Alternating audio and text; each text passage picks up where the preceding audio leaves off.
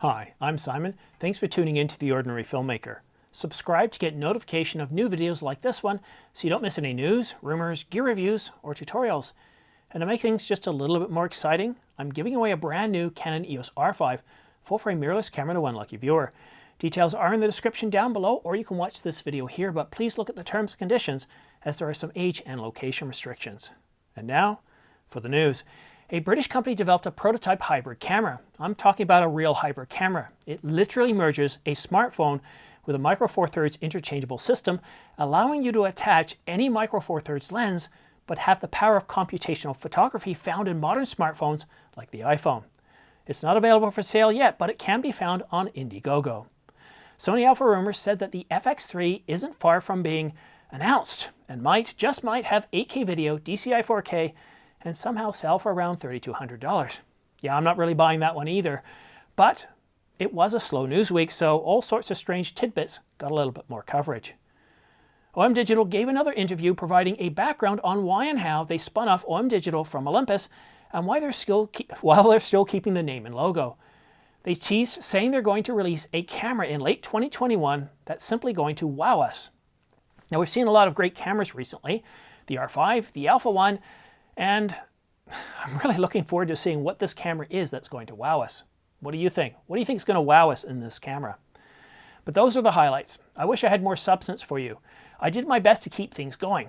I published a video with the latest A7 IV specifications, but some specs didn't make a whole lot of sense. If you're interested in the A7 IV, check out this video here. It has some of the latest A7 IV rumors, including some odd ones, along with my analysis and opinion. Then, I did the same for the Panasonic GH6, but unfortunately, there still wasn't any news, so what else would you do when the temperature dives down to -15 and you're locked up indoors? Well, I spent a few hours watching my favorite YouTube channels, and then I got an idea. I decided to cover the YouTube channels and explain how they influenced me to become the channel I am today. But I'm very disappointed. Looking at the comments, not one of you made mention of the 3 squirrels that grace the thumbnail cover. Like staying informed, learning about new camera gear? Subscribe and choose all notifications to get notified as soon as I publish a new video. But now, it's time to answer your questions. Got a question for next week's video? Post it in the comments section down below, and I might just be answering your question next week. And now, for our first question. Rox the Man asks, are you at the point where B&H will send you products to review? I would love to have a comparison of the R5 to Sony's Alpha 1. Well, yes and no. I tried reaching out to B&H, but I didn't get anywhere. And then I talked to another YouTube presenter, and what he told me is that B&H doesn't really like sending gear out of the country. So what I've been doing, I've been working with Patrick at Downtown Camera to get gear, and that worked out really well until COVID hit, and now, of course, I can't gain access to anything because everything's shut down. But hopefully in a few months when things start to open up, I'll have access to gear again, and I am working on getting the Sony Alpha 1 and also the A7S III. OJ Hansen asks, I know Red is better overall as a movie camera and better audio options, etc. However, strictly looking at picture quality for comparison, do you think that the Sony Alpha 1 8K video will stack up against Red 8K video? Well, I don't, but if you were to look at them side by side, then I'm curious because you're getting 8K, 8.6K oversampled 8K, so the detail's likely to be there, but I also don't know the video modes. I heard that the 8K video files are certainly much smaller, which would mean they're probably using some sort of compression like long GOP or something like that, and you're losing detail. So you've got the higher detail, but then you're compressing it, and I'd really have to see what it looks like side by side. I'm sure the people shooting with Red, they're not looking at compressing the living daylights out of their video, and the same with me too. When I shoot, I like to shoot with at least all I. The files are huge, and especially when I'm using something like C-Log, I'm looking at a minimum of 940 million bits per second, and that's in 4K, let alone 8K. Snaps ask, can you suggest a drone? I'm purchasing one in March. Is this the right time to buy? My budget's under $3,000. I really like the DJI drones. I think they're very well made. They're the leaders in the space, and they offer consumer all the way up to industrial. I picked up the Mavic Pro with all the Fly More bundle. It includes batteries, includes everything you need, and it's around $1,200. Now, in terms of when is a good time to buy, it's really hard to say. Now, DJI will quite often have sales around major holidays, but there's so many constraints on company supply chains that it's really hard to say when is a good time to buy right now, but keep an eye out for sales. They also released an update, I think, a year ago, and it's so much better than the Mavic Pro, the first one. It's got a better camera. And if you can, I would get the latest one versus the earlier one, because you do get some artifacts in the bottom of the screen. But the nice thing is you don't get any of that fisheye that you got in some of the earlier ones.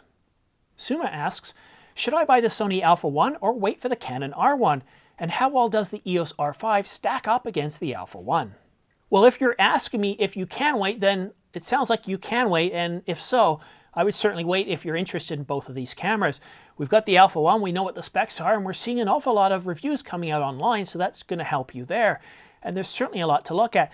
This is, right now, the best fast-action sports camera out there, shooting 30 frames per second electronic, and it does a pretty good job. The Canon R1 doesn't exist. We don't even have a development announcement, and rumors are pretty light on detail, although we are supposed to be getting it towards the middle of the year. And of course, there's Nikon's Z9. Now, in terms of how well does the R5 stack up against the Alpha 1? Well, I think both are very, very good cameras. Now, like I said, the Alpha 1 is the newest one. It's got better specs, but a lot of people are kind of saying, well, look, the R5 is very good. Is it worth the $2,600 difference? And that's comparing the R5 to the Alpha 1, which doesn't really work for most people. Most people have a Sony.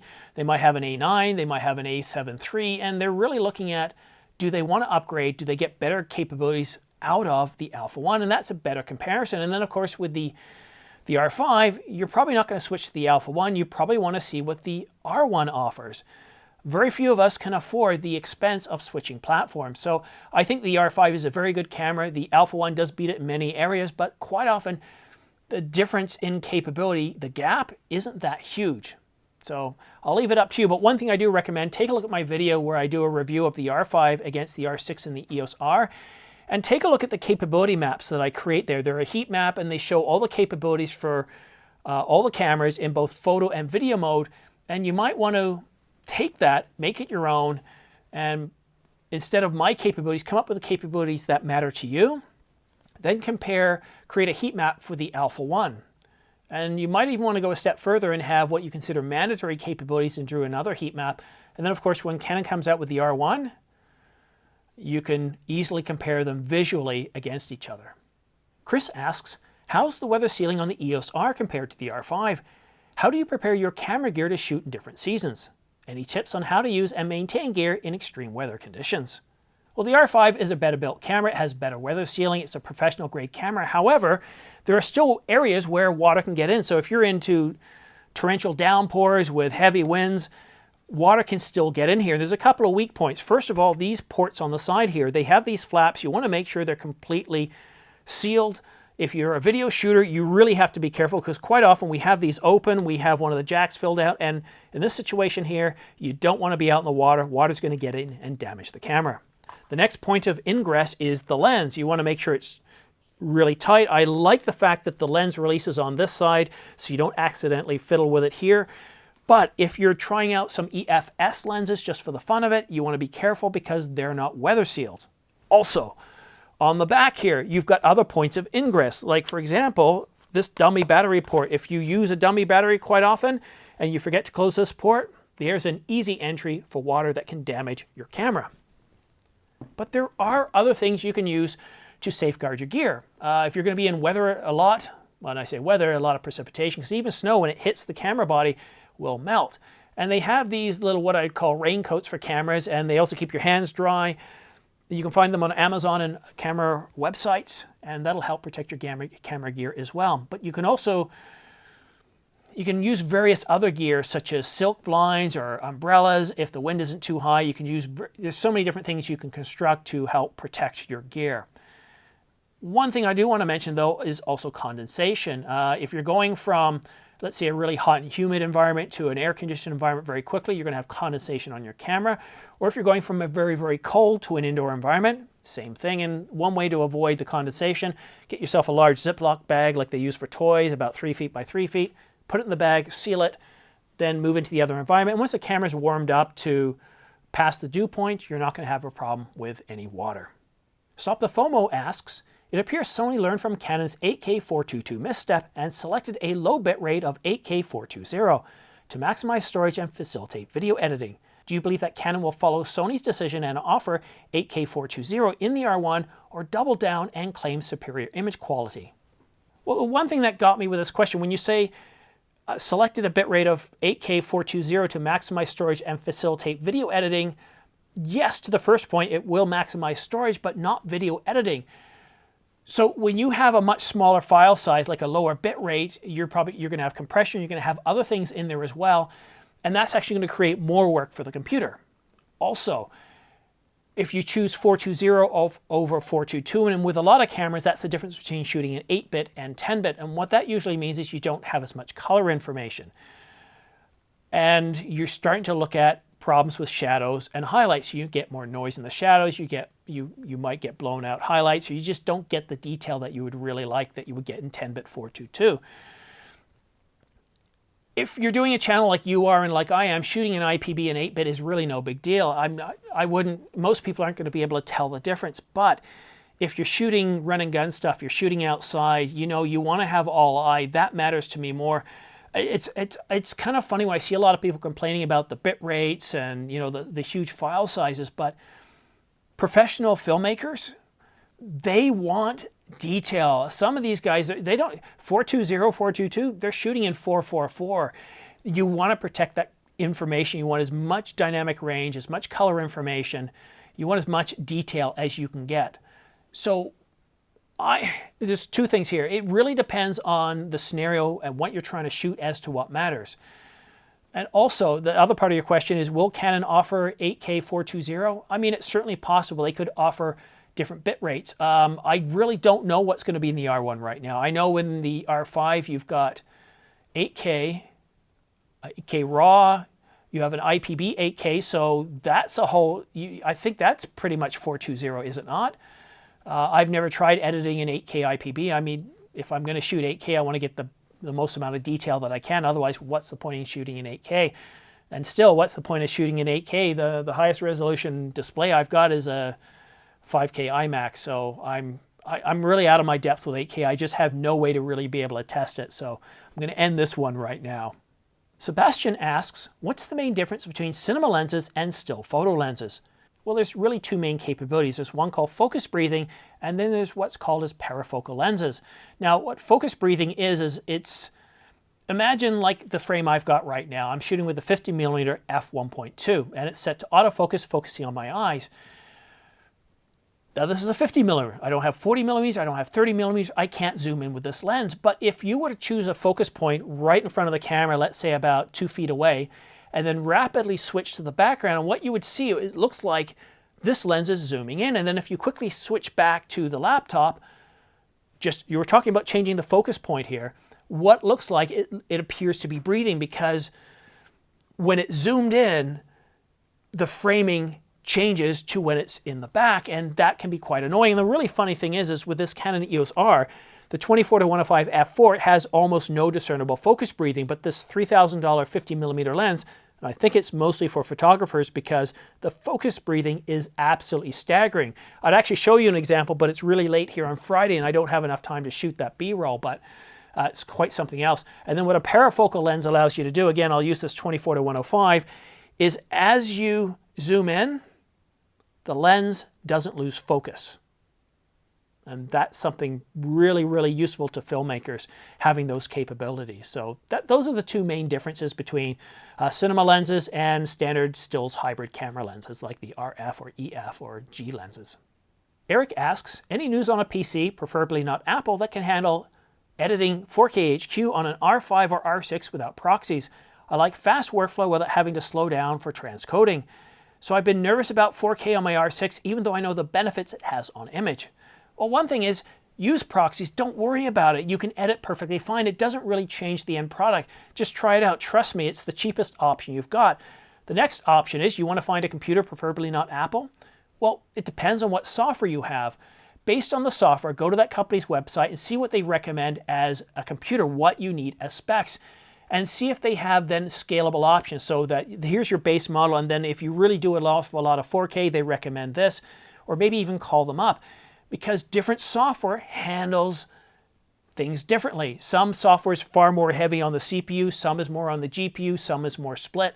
Like the Final Cut Pro, it would require different sized hard drives, or not, it would require different, what's the word here, GPUs versus CPUs. But also other things you want to consider when you're building a machine is the amount of RAM. Get high quality RAM because errors can cause your applications to crash. Windows, minimum 64 gigabytes, and on Linux or Apple, a minimum of 32 gigabytes. And also your SSDs, get yourself M2 SSDs that are capable of 2 gigabits a second or more. It makes a huge difference. So all those things together. And of course, the other option you have, getting yourself an external recorder like the Ninja 5, and then you can get the codec right out of the unit without having to worry about transcoding. It's ready to go. You can edit right off the SSD, plug it into an SSD caddy, put it in your computer, and you're good to go. And I did that, and I saved myself hours of work. But also, I know you don't like Apple, but watch where they're going with these M processors. They really are way ahead of what Intel's been working on, and I think it's going to take Intel years to catch up. Project How To asks, does the Canon R5 record 10-bit internally at 1080p? Yes, it definitely does. Just got my R5 back and I checked it out. You need to make sure you've set it to C-Log, and of course then set it to the resolution of Full HD and then choose your frame rate. Man-Friendly Church asks, I'm trying to understand your answer about downsampling last week. Would a sensor that's native 4K give better, worse, or equal results to a native 8K sensor that is downsampled? Is that why the Sony a7S III gives such good results? Okay, well, it's a little bit of a loaded question. The a7S III and the R5 both give really good results, but using different architectures. The R5 has a much bigger sensor, but what it does, it takes that full sensor readout, 8K, and downsamples it into 4K. And during that downsample process, using H.265 and other algorithms, it's able to look at that extra information, which is 4 times the amount of information, and is able to create a much more detailed 4K image. Also, during that downsampling process, you're able to reduce the amount of noise. Now, Sony took a different architecture approach. They came out with a 12 megapixel sensor that has bigger pixels, so it's able to absorb more light, create less noise, and is designed specifically to be able to produce really good high detail 4K video. And for the average person looking at video from an R5 and the a7S III, you're not going to be able to tell the difference. Only once you start pixel peeping are you going to be able to notice a difference, and then you're probably going to see a slight improvement with the EOS R5, but only slight. And our last question is from Robert. Why don't you sound very Canadian? Robert, you're very observant. You've got very, very good ears. So let me answer that question. It's going to take us a little while here because we're going to go back, way, way back in time. Well, I was born in Canada, and that is true. I was born in Canada, but I left very quickly to go to New Zealand. Now, it wasn't my choice. My parents decided to go, and when I left, I was speaking with what I would call a baby dialect. And I don't remember Canada. I remember growing up in New Zealand, and then after a while, we left and moved to England, and I lived in England for a while. And then we left England, moved to Canada, stayed in Canada for a while before I left and moved again, and this time I moved to the United States and down into, let's say that again, down into Kentucky. And so what you'll notice is as I speak, you'll hear different dialects within there, and as you move around the world, you start to be more sensitive to how you speak, so you try to enunciate things a little more clearly because people will pick on your dialect and how you sound different. Oddly enough, I got picked on more in Canada for having an English dialect than I did in the US for having a Canadian dialect. But the funny thing that happened is once I left the United States, I was there for about 4 years, I sounded like I was from Kentucky. And I remember I had a job at an internet service company, and it was a call center. And a woman called up and said, "Oh, is this an American company?" And I said, I think these were my words, "No, ma'am." I said, "No, we're Canadian." And she wouldn't believe me. She didn't believe me one bit. There was absolute silence. And I didn't realize how thick my dialect was at that point. And it probably took me a couple of years to normalize back to an Ontario dialect. And I think predominantly you hear more of an Ontario dialect right now. But even myself, when I'm editing, I'll hear, oh, that's definitely British, the way I speak that. This is more Kiwi, this is more American, the way I speak. So there's a lot of everything in there. So yeah, it's a really good soft question, but yeah, really good. Let me know what words you're picking up on or what sounds you're picking up on and how I sound different. But the one thing that I've tried very hard as I move around is I focus more on enunciating my words clearly. I know that doesn't happen all the time, and I know I'm mumbling a little bit here because, to be honest with you, I've had a really bad day. This is my third take on this, and I'll explain that later. But enunciating my words clearly is very, very important to me. So that's also another reason why I teach English as a second language. That's another part-time job of mine. But yeah, really good questions. Question. well, questions for everybody. So let me do a quick behind the scenes. The first thing I want to talk about in behind the scenes is my R5. I'm filming with it in 4K HQ. It's back. I want to do a couple of shout outs. I want to thank Neil from Canon for putting me in the right direction, so that way I didn't have much downtime. And then the service center at the headquarters in Brampton or Mississauga, I can't remember exactly where it is. But that team, Vito and the service crew, Joe, all of you guys for getting it back to me very quickly. When I filled out the paperwork, one of the things I said is, look, I have a YouTube channel. I'm constantly filming. Downtime is very expensive for me. And once I found out you guys were having to order parts from Japan, I thought, oh no. And I was actually told I wasn't going to get it back till next week. So when I saw the shipping receipt on Thursday, I was super excited. And so here I am Friday, and I'm recording with it on the R5. And I'm very, very excited about that. But I made a few mistakes. When I set it up, I thought everything looked good through the LCD, and I started shooting, and my head was almost cropped. We talk about flip screens and how great they are, but sometimes we rely on them too much. You need external monitors. Shoot it, bring it in the computer, and check it out, and I didn't. So I had to re-record. Then I realized I didn't have my lights on, and the audio was kind of messed up, so I had to re-record. And then the next attempt when I started recording, for whatever reason, the R5 stopped recording after 2 minutes. And I have no idea why. I don't know if it was the card. There was still plenty of space left on the card. I don't know if I needed to format it. But then I shot another 30 minutes after formatting the card, and I was completely fine. So it's just, here it is. What time is it now? Is it 10 o'clock yet? No, it's 9 o'clock. I'm shooting the final segment. I've got everything else on the computer. But I'm tired. I'm frustrated. I've had a rough day. Tried to get so much stuff done at work because it's a long weekend. And I'm beat. I'm absolutely exhausted. So I know that the answers to some of my questions weren't the best, but like I said, I've done this about 3 or 4 times now, and I'm just exhausted. I want to get it done. I want to get it published, and I don't want to look at it again. It's just one of those days. And the other thing I want to talk about in behind the scenes is I desperately need a haircut. I've got such a bad case of COVID hair, but everything is shut down. I don't know when they're going to start opening. I hear things that maybe starting Tuesday, but I need a haircut. I really need a haircut. I'm almost tempted to go upstairs with the clippers and just do a full, all the way back. And I'm not far from that because my hair looks absolutely terrible. Because of the weight of it, it's becoming matted down, and then you've got these stray hairs that are going up. So, yeah, it's not that I'm not taking the channel seriously, but sometimes things are what they are. But what a week. We've had a lot of interesting news, and I forgot to mention at the beginning of this video that I published a video on Nikon rumors about the Z9. I did that as well, so I did quite a bit this week, even though there wasn't a lot of news. And I'm so happy to have my R5 back. I'm going to play around with it tomorrow. I'm going to do some tests with the audio that I was doing to see if I can get better audio on the channel by having a microphone here, and then coming back into the R5. And I want to try to figure out why it stopped recording, because normally when a camera stops recording, it usually has a problem with the memory card. That's usually what happens, so I got to take a look at that. But that's it for now. Thanks so much for watching The Ordinary Filmmaker. Don't forget to subscribe for your chance to win 2 Angelbird 128GB AV Pro MK2 V90 SD cards along with a dual SD card reader. Or you could also win a Ulanzi LED light package with accent lights, underwater lights, and a couple of flat panel lights that are perfect for lighting up your subject or starting your own YouTube channel. I'll be offering up these 2 prizes to 2 lucky viewers once the channel reaches 30,000 subscribers, which is now just 9,000 subscribers away.